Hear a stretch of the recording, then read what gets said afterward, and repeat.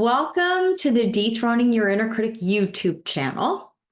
So, have you ever felt like no matter how hard you try to control things in your life, like there's always something that leaves you feeling empty or anxious or just not enough?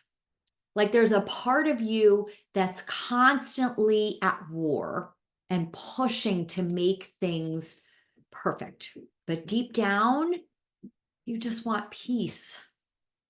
Now, if you're new here, I'm Joanna Kleinman, a psychotherapist, empowerment coach, and creator of the Mind Method.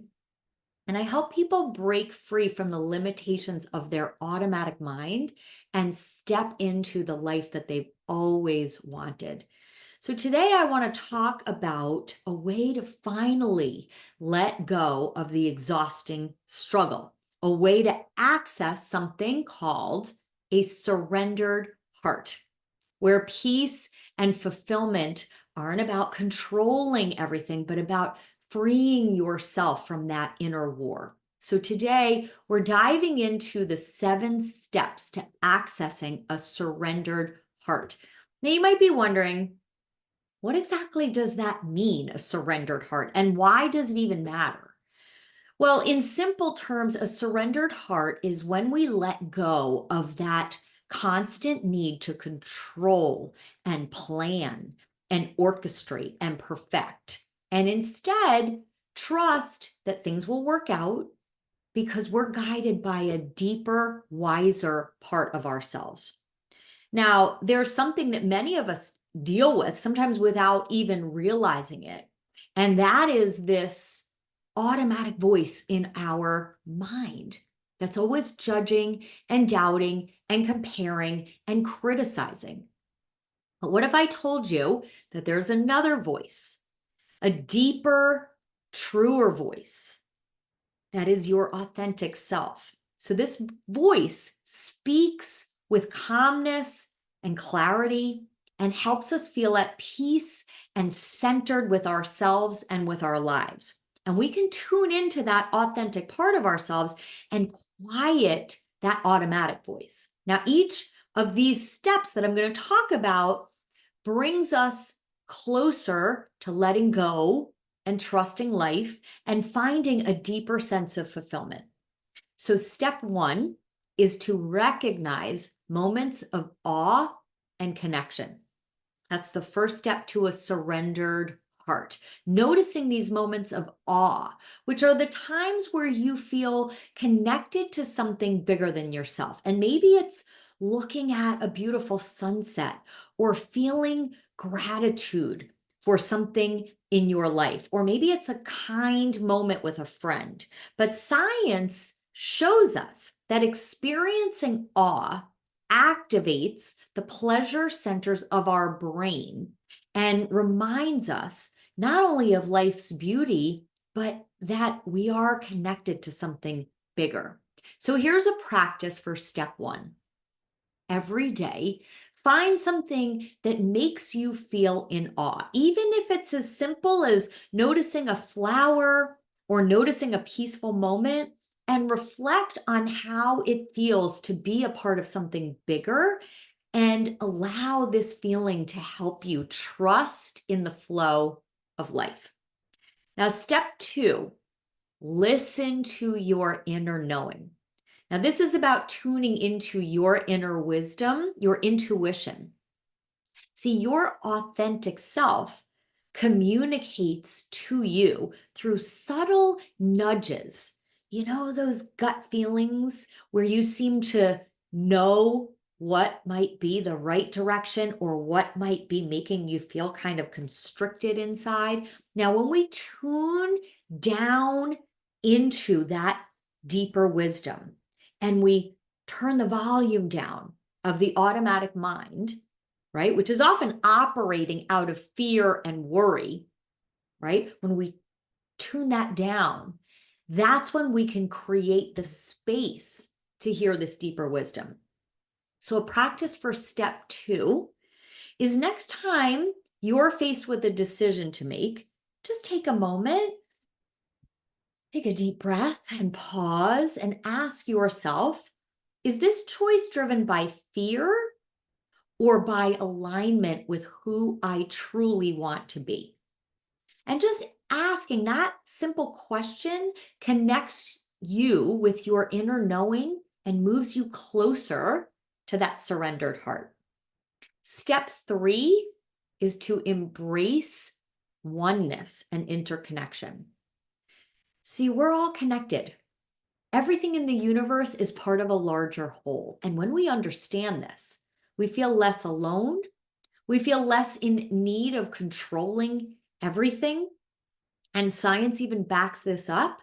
Feeling connected to a part of something bigger, a bigger picture, can reduce stress and increase your well-being. So a practice for step 3 is to reflect on the interconnectedness of all things. When you face challenges, remind yourself that you are part of a supportive universe and draw strength from that sense of connection. Step 4, notice and unhook from the voice of your automatic mind. Now, our automatic mind is a part of us that will always be controlling, doubting, critical of ourselves, right? It's that nagging, pushing voice that pushes us towards perfection or telling us that something about ourselves or our life is not enough. So recognizing this voice and creating some distance from it helps us align more with our true authentic self. So a practice for step 4 is to just notice when your automatic mind has taken over, like when you feel anxious or doubtful. Again, pause, take a breath, and ask the question, what would my true self say in this moment? This simple shift helps you build a relationship with your authentic self. Step 5 is to realign with your heart's wisdom. Our heart holds a wisdom that's different from our mind. When we listen from the heart rather than just the mind, we can reduce stress and open ourselves up to compassion and connection. And this creates a pathway to feeling more connected to life and to other people. So here's a practice for step 5. When you feel tension or stress, place a hand on your heart and take a few slow breaths and ask, what does my heart know in this moment? Again, this is a simple practice that helps us reconnect with wisdom from within ourselves. Step 6, surrender, control, and welcome the unknown.